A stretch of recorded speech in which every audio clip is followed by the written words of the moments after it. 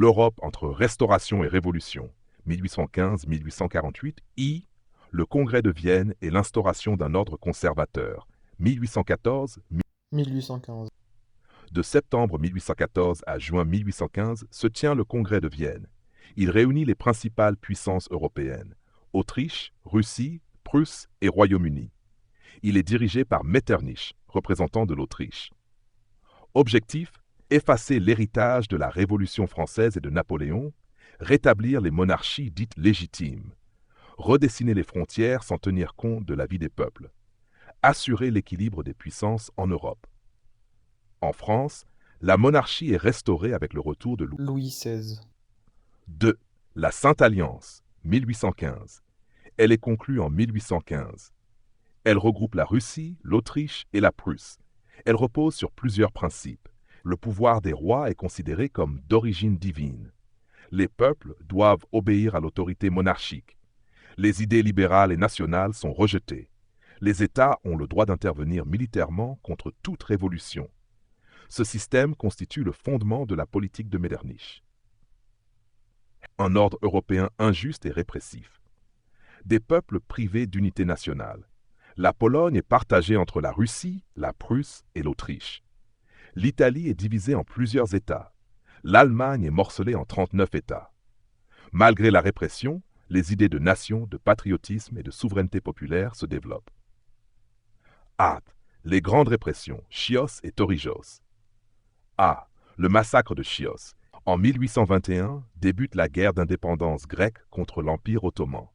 En 1822 a lieu le massacre de Chios. L'armée ottomane massacre la population grecque. Environ 20 000 personnes sont tuées.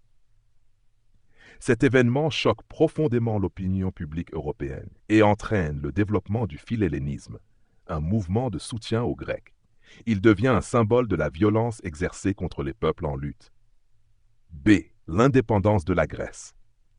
La Grèce bénéficie du soutien de plusieurs puissances européennes, dont la France, le Royaume-Uni et la Russie.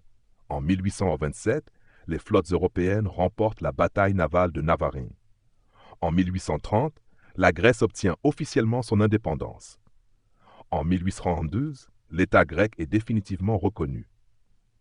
Il s'agit de la première victoire nationale contre le système issu du Congrès de Vienne. C. Le général Torrijos. 1831. José María Torrijos est un officier libéral espagnol. Il s'oppose au roi absolutiste Ferdinand VII.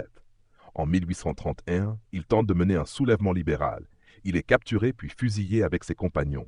Il devient un symbole du combat pour la liberté. V. La France sous la Restauration et la Révolution de 1830. A. Louis XVI. 1814-1824. Il met en place une monarchie constitutionnelle. Il accorde la Charte constitutionnelle de 1814. B. Charles X, 1824-1830, frère de Louis XVI. Soutenu par les ultras. Il mène une politique très conservatrice. Le 26 juillet 1830, il publie 4 ordonnances qui suppriment la liberté de la presse, limitent le rôle du Parlement et modifient le système électoral. Du 27 au 29 juillet 1830 ont lieu les Trois Glorieuses. Une insurrection éclate à Paris, des barricades sont dressées Charles et X. renversées. Louis-Philippe devient roi et instaure la monarchie de Juillet, de nature constitutionnelle.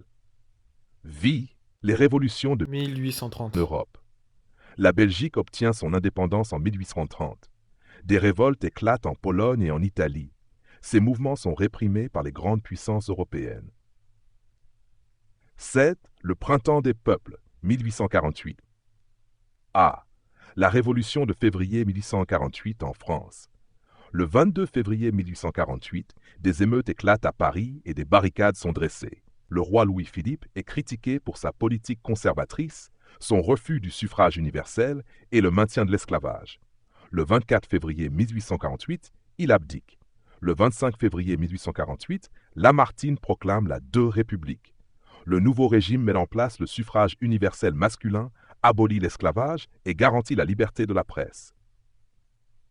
B. Les révolutions de 1848 en Europe. En mars 1848, des soulèvements ont lieu en Autriche, en Prusse et dans les États italiens. Les revendications portent sur les libertés politiques, les droits sociaux, l'unité nationale et l'indépendance. Les révolutions réussissent en France et au Danemark, mais échouent dans l'Empire d'Autriche ainsi qu'en Allemagne et en Italie. Malgré ces échecs, les peuples sont durablement politisés.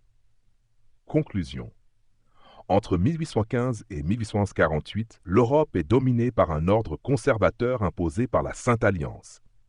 Les différentes révoltes, de Chios aux révolutions de 1830 et de 1848, montrent la progression du libéralisme, le développement des sentiments nationaux et l'influence durable de la Révolution française.